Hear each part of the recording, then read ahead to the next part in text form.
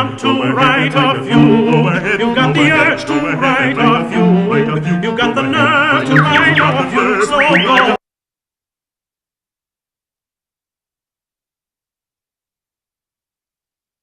Gould, simiesquement assis au piano, tout en chantonnant ainsi bas perché, enregistrant son Bird, l'oiseau, et Gibbons, le singe.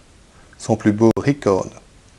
Singer, imiter, et perroquet, répéter, seront notre parabole de l'enseignement. Singe pour les aptitudes physiques et les attitudes plastiques, perroquet pour les gammes et les musiques.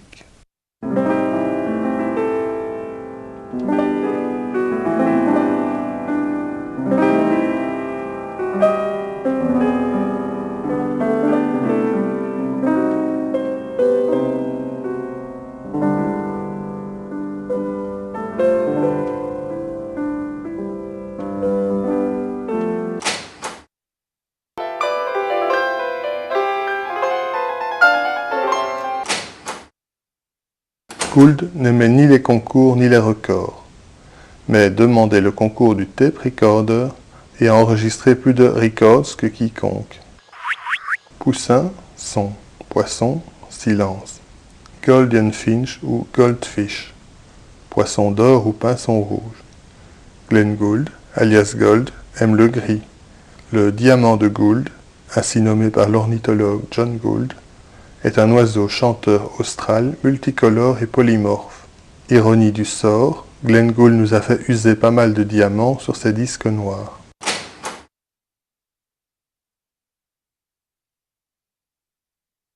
À la demande de Glenn, Père Gould coupe plus court les pattes du siège de piano, comme son père aurait coupé les ailes d'un diamant de Gould. Gould dit que le silence allemand est profond et le silence français ornemental. On comprend alors la phrase de Beuys, « Le silence de Marcel Duchamp est surestimé. Le silence croise le son et l'espace. »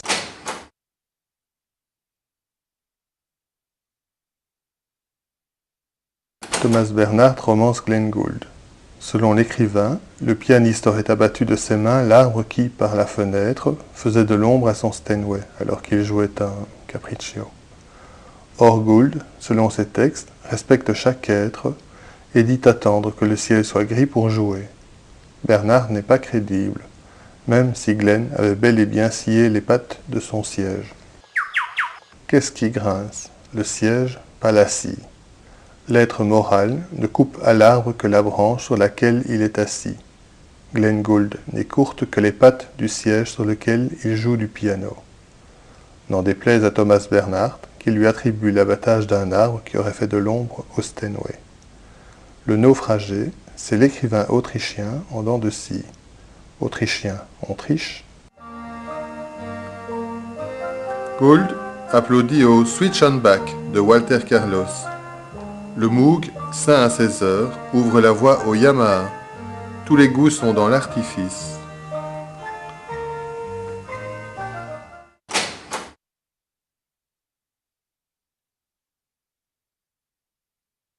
Blanche-Neige et les 4 scélérats.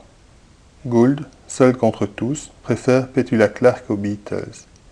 Les scarabées ne seraient pas assez noirs à son goût, trop psychédéliques. Un nuage passe, cher à Gould. Petula est blanche comme neige.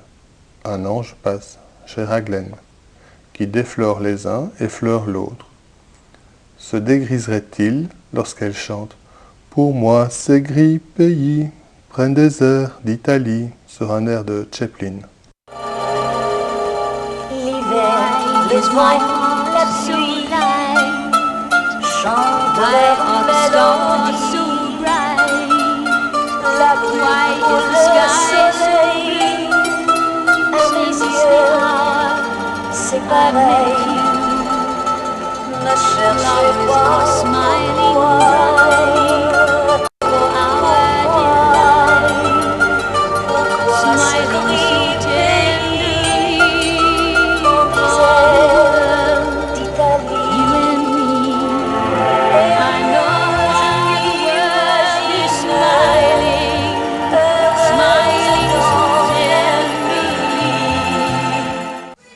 Mais, à travers Petula Clark, C'est Tony Hatch que Glenn pointe, comme Gould pointe dans Bach.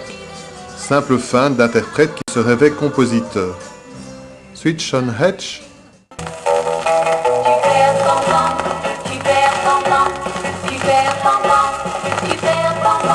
Oh oui, oui, oui, oui, super content.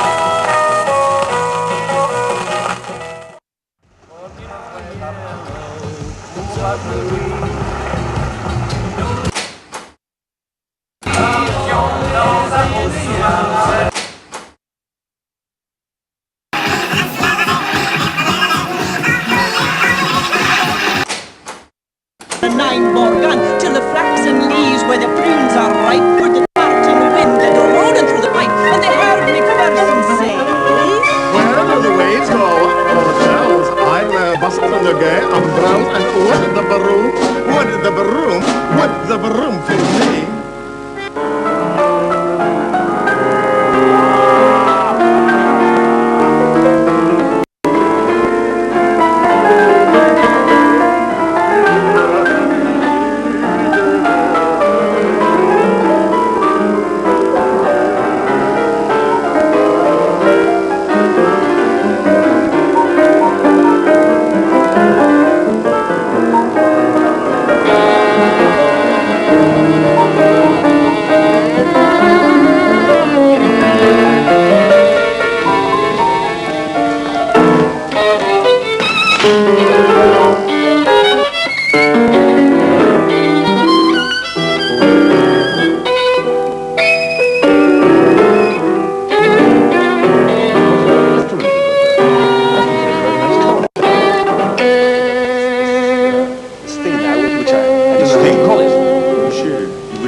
Disrespectfully of a member of the family. What do you mean, a member of the family? It is a boon traveling companion, without which I do not function, I cannot operate.